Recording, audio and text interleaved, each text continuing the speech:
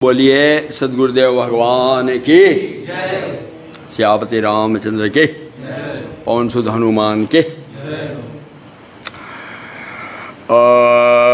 विघ्न विनायक गणेश भगवान की, लंबोदर गणेश भगवान की, बुद्धि प्रदायक गणेश भगवान की, सिद्धि प्रदायक गणेश भगवान की जय।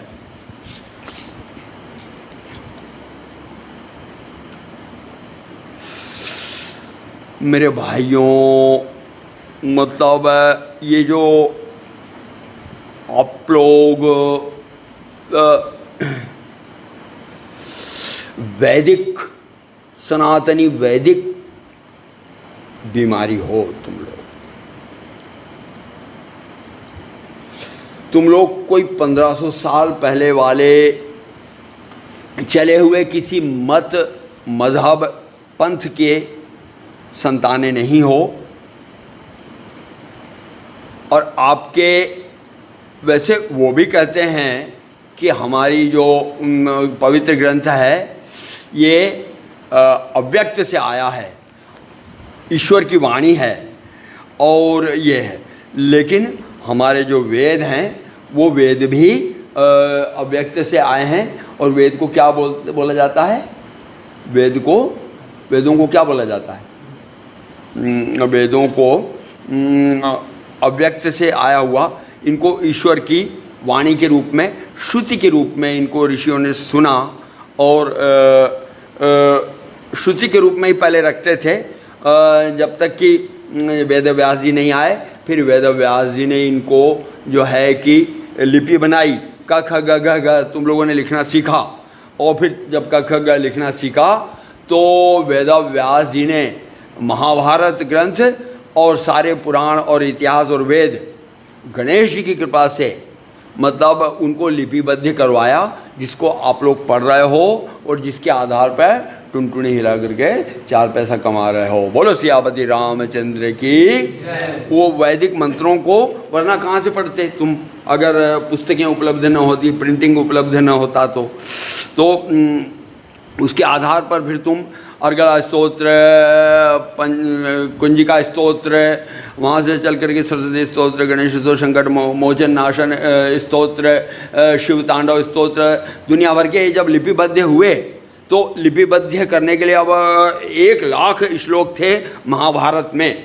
उन 1 लाख श्लोकों को, क्योंकि जब वेदव्यास जी ने कई लाख वर्षों के बाद सोचा कि जो शिष्य लोग हैं वो स्मरण कैसे करेंगे, तो उनके स्मरण के लिए उन्होंने उसको लिपिबद्ध किया। तो उनके 4 मुख्य शिष्य हुए थे। तो उन 4 शिष्यों को तो दिया वेद का ज्ञान और जैमिनी, और वहाँ से चल कर के अभी मैं नाम भूल रहा हूँ, और जो ये सूत जी थे तो सूत जी के पिताश्री का जो नाम था उनको पुराणों का ज्ञान दिया। इन पुराणों के माध्यम से आपको 18 पुराण या 108 पुराणों के दर्शन हुए, और उन पुराणों में आप लोग पढ़ते हो। अब गणेश जी, इन 33 करोड़ देवी देवताओं में गणेश जी आपको एक ब्रह्म के रूप को गणेश जी के रूप में आपको दिया गया है। अब गणेश जी को आदि शक्ति भी बोलते हैं, क्योंकि जब शिव और पार्वती जी का विवाह हुआ तो पहला उन लोगों ने पूजन किया किसका? गणेश जी का। गणेश जी का पूजन, तो गणेश जी आदि शक्ति हैं।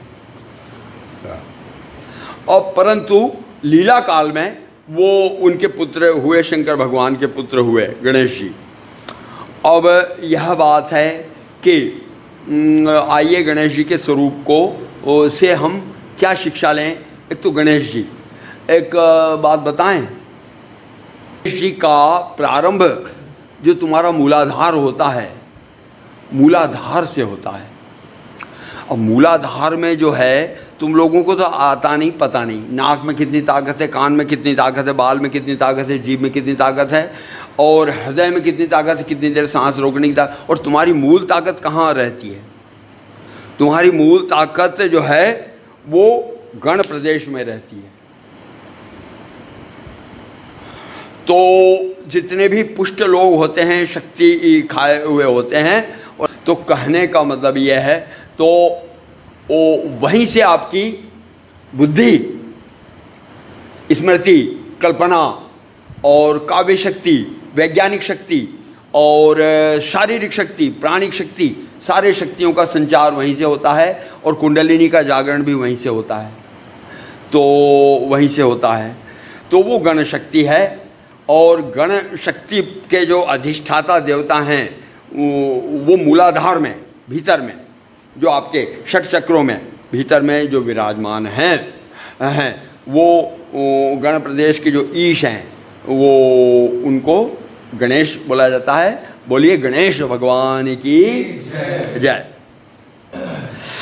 संक्षेप में गणेश भगवान का स्वरूप तुम लोग देखते हो और समझते कुछ नहीं हो। तो सर्वप्रथम हम गणेश भगवान का जो है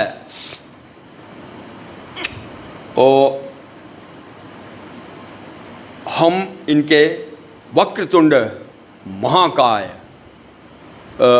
क्या है वक्रतुंड महाकाय?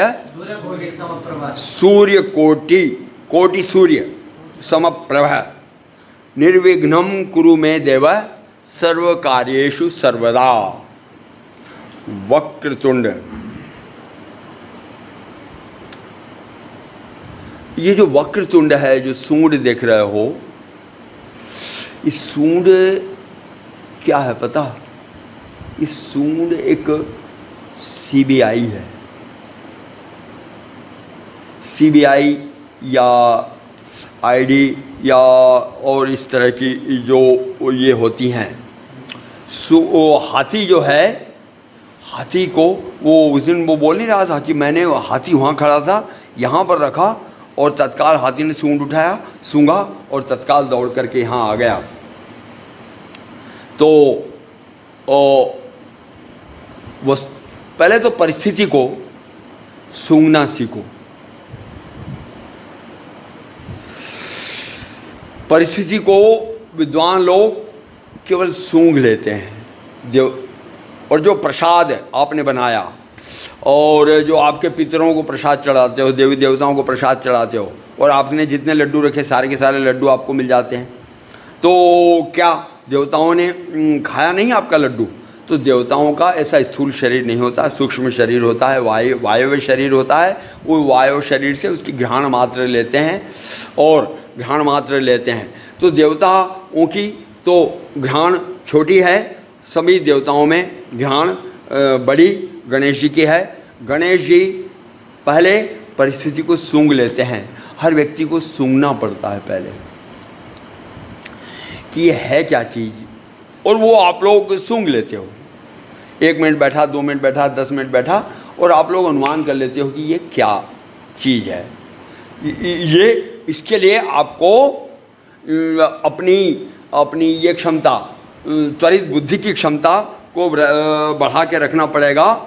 वो त्वरित बुद्धि की क्षमता और सेंसिबिलिटी के पावर को बढ़ा के रखो। ये गणेश जी की वक्रतुंड से हमें शिक्षा मिलती है।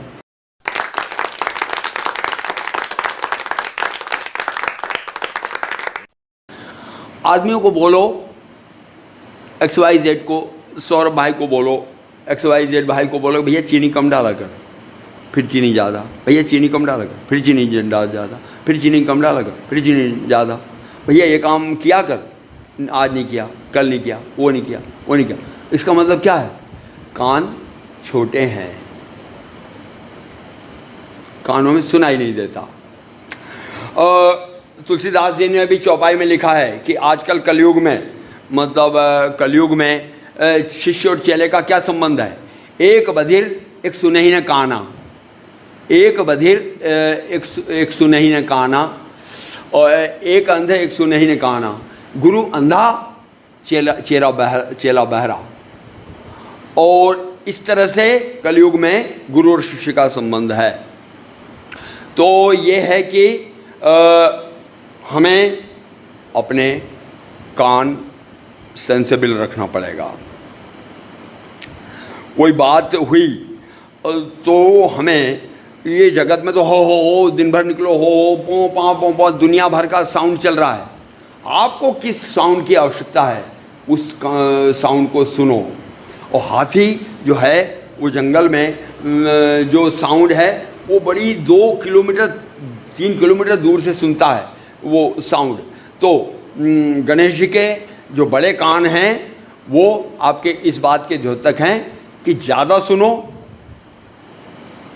और अच्छा सुनो, पक्का सुनो, अधिक सुनो और सही सुनो, और जो सुनने लायक है उस चीज़ को कानों से ग्रहण कर लो।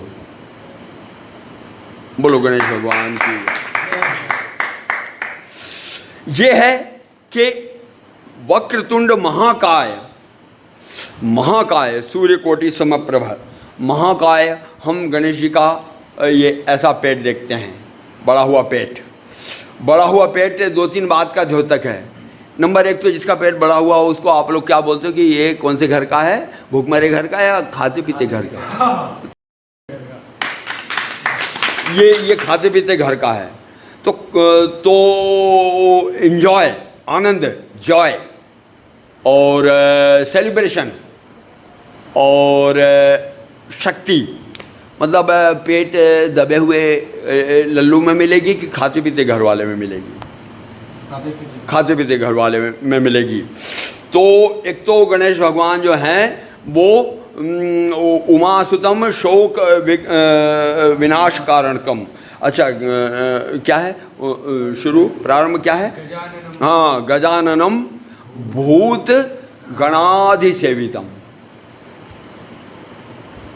भूत गण और भूत गणाधिसेवितम और कपित्थ जम्बू फल चारु भक्षणम उमासुतम शोक विनाशकारकम नमामि विघ्नेश्वर पाद पंकजम।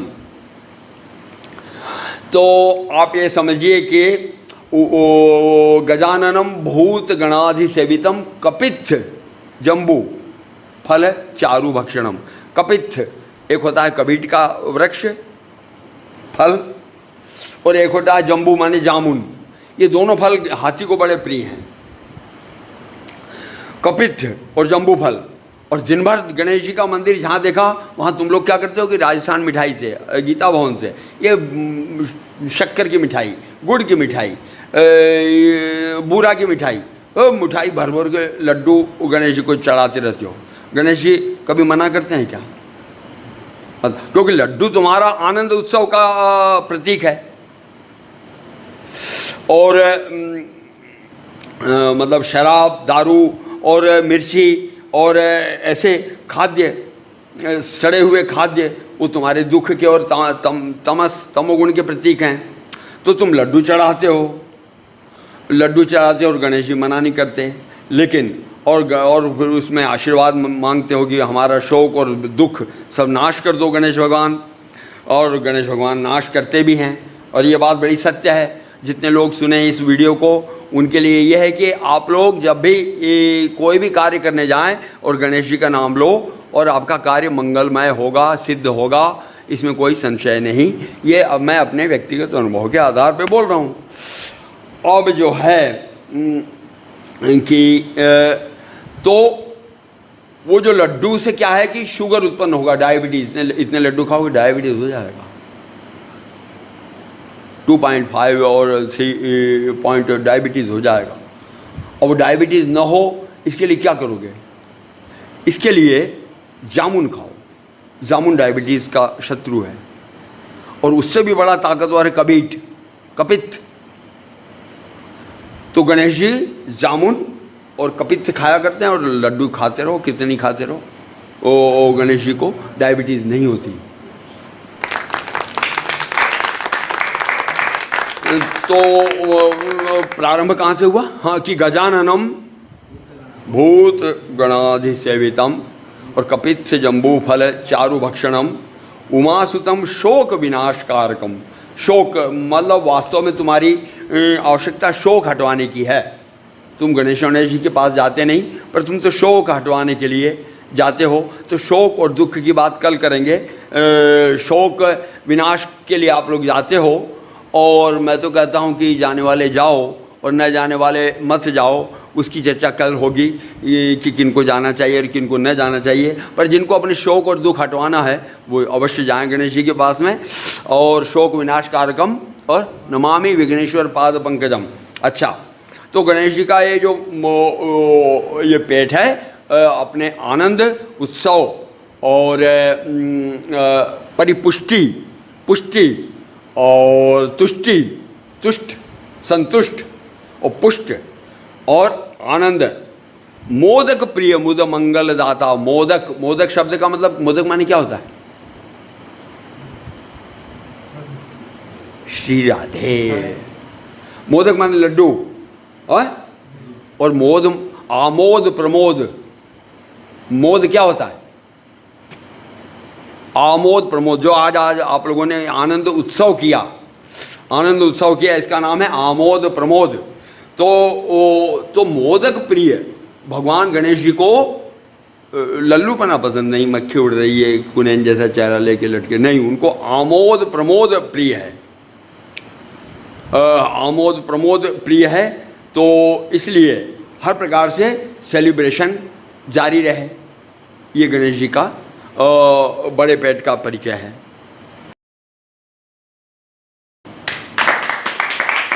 और ये है तो और एक बात पता है, अपने साथ में मिश्रा जी को रखना चाहिए, अविनाश भाई को रखना चाहिए, इसको पंत को रखना चाहिए। पता कहेंगे कई जगहों पे तुम नहीं जा सकते कि यार जा तो वो 4 नंबर में, मतलब वो कौन सा मिस्त्री आया यार, जा तो वो वहाँ पे अभी इनको भेजा ना कि जाओ वहाँ बेंच पे कौन बैठे। तो ये तो खैर बड़े बड़े काम हुए, परंतु ये है कि अपने साथ में एक ऐसा चीज़ रखो जो तुम्हारी रात की, दिन की छुपे हुए कोने में तो छुपोगे जाके मुंह ढक के, हर रिपोर्ट दे देगा। वो कौन है? वो कौन है? बोल चूहे भगवान की। चूहा, मैंने चूहों पर बहुत अध्ययन किया। आप सोए हुए हैं मेरे दोस्त, तुम लोग अध्ययन भी नहीं करते हो यार, दुनिया को नहीं देखते हो, और तूने आँख भी बंद कर रखी और चूहा वहाँ बैठा है। Now he is waiting that, तूने केवल आँख बंद कर रखी है फॉर बिफुलिंग, और वाकई में अब नींद आ गई। तो आँख बंद करी है तब तक चूहा जान रहा है कि तू सोया नहीं, और जैसे ही तेरे को नींद आ जाएगी चूहा अलर्ट हो जाएगा अपने कार्यक्रम में। चूहा, तो चूहा जो है, चूहा हर जगह की गुप्तता की रहस्य रिपोर्ट ला करके गणेश जी को देता है। और मतलब ये कि छोटे से छोटे, और यार चूहा मेरे को उस पार जाना है। किस पार जाना है? वो ये इतना बड़ा पहाड़ जो है ये पार करके वहाँ नरेंद्र नगर जाना है, नरेंद्र नगर जाना है। तो वो तो जाने में बहुत समय लगेगा, कोई बात नहीं, मैं यहाँ से घुसता हूँ। यहाँ से घुसेगा चूहा और कुर्र से एक बिल निकाल करके नरेंद्र नगर में पहुँच जाएगा और वहाँ स्थान दे देगा कि हाँ ये गुफा है। तो चूहा तुम्हारे गहरे से गहरे रहस्य में छेद करके, सेंध लगा करके तुम्हारी जानकारियाँ ग्रहण कर लेगा और रास्ता बना देगा।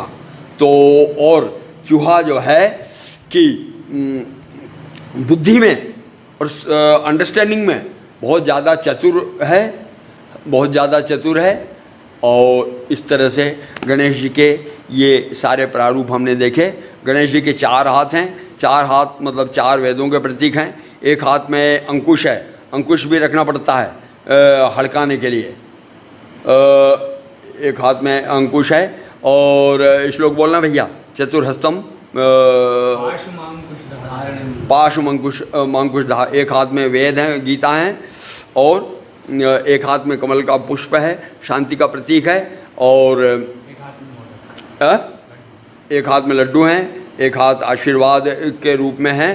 तो ऐसा मंगलमय स्वरूप आदिदेव गणेश का है जो ब्रह्म के स्वरूप हैं। और इनका पूजन तो शिव और पार्वती जी के विवाह में पूर्व भी हुआ था। यहाँ तक कि गणेश भगवान ने तो भगवान श्री कृष्ण को तक नहीं छोड़ा। जब मंदराचल पर्वत को लेकर के देवी देवता ये करने लगे, उसका समुद्र का मंथन कालकूट विष के लिए, और देवता लोगों ने बड़ा कष्ट करके, देवताओं राक्षसों ने कष्ट करके वहाँ ले गए, मंदराचल पर्वत को रखा समुद्र में, और समुद्र में रखते ही वो पर्वत टों टों टों टों टों टों टों टों नीचे पाताल लोक में जाने लगा। सारे देवी देवता और राक्षस रोने लग गए, हमने पर्वत लाए, अब ये मछली कैसे बनाएंगे, वो तो चला गया पाताल में। तब श्री कृष्ण भगवान ने कहा कि ये बुद्धि विनायक गणेश जी की महिमा है, और उनका मन से स्मरण किया गया। उसके उपरांत तुम्हारा मंदराचल पर्वत ऊपर रहा, तब उसमें से 14 रत्न निकले हैं मेरे भाई साहब, तब 14 रत्न निकले, कालकूट विष निकला। तो इस तरह से गणेश जी इस जगत में सर्वव्यापी हैं, और जब भी जो भी जहाँ भी गणेश जी की शरण लेता है, नाम लेता है, उसका तत्काल कार्य होता है। ये मेरा अपना व्यक्तिगत ये है। और गजाननम भूत गणाधि सेवितम कपित जम्बू फल चारु भक्षणम उमासुतम शोक विनाशकारकम नमामि विघ्नेश्वर पाद पंकजम विद्याधीशम श्रीगणनाथम मूषकयानम गौरीतनयम वंदे देवम सिंदूरवदनम मंगल रूपम भक्ताधीनम नमामि देवम गणनायकम सदा भजामि पुष्पै सततम विनायकम पाठामि नामानि गजानन से स्मरामि हेरम्ब मुखम सुमंगलम। ज्ञानदाता गुरु साक्षात त्वं नमामि दयानिधिम देवी सरस्वतीम चैव वंदे अहम नमामि गणेशम। तो गणेश भगवान के साथ में एक तरफ लक्ष्मी जी सिद्धि की स्वरूपा और एक तरफ सरस्वती जी बुद्धि की स्वरूपा। तो तुमको सिद्धि और बुद्धि, सिद्धि मतलब एक्सपर्टनेस, योग कर्मसु कौशलम, भगवत गीता में कहा गया है, श्री कृष्ण भगवान ने योग कर्मसु कौशलम, योगा कर रहे हैं, हाथ मोड़ रहे हैं, पैर मोड़ रहे हैं, योगा तो हो ही नहीं रहा है, उनसे केवल अंग्रेजों से पैसा मिलेगा, दैट इज़ नॉट योगा। योग क्या होता है? कर्मसु कौशलम, एक्सपर्टनेस इन द कर्मा, कर्म में एक्सपर्ट जो हो जाते हैं, वो यही तो प्रतीक है भगवान श्री कृष्ण का, एक्सपर्टनेस का। तो एक्सपर्टनेस तो वह उसे सिद्धि कहा जाता है। तो एक तरफ सरस्वती माता है बुद्धि की प्रतीका, एक तरफ लक्ष्मी माता है वृद्धि की प्रतीका, और बीच में गणेश भगवान विराजमान हैं। तो इस तरह से गणेश जी के पाद पद्मों में हम लोग अपने पुष्प, श्रद्धा के पुष्प अर्पण करते हुए आज प्रथम दिन गणेश चतुर्थी के दिन प्रेम से बोलिए बोलो गणेश भगवान की जय।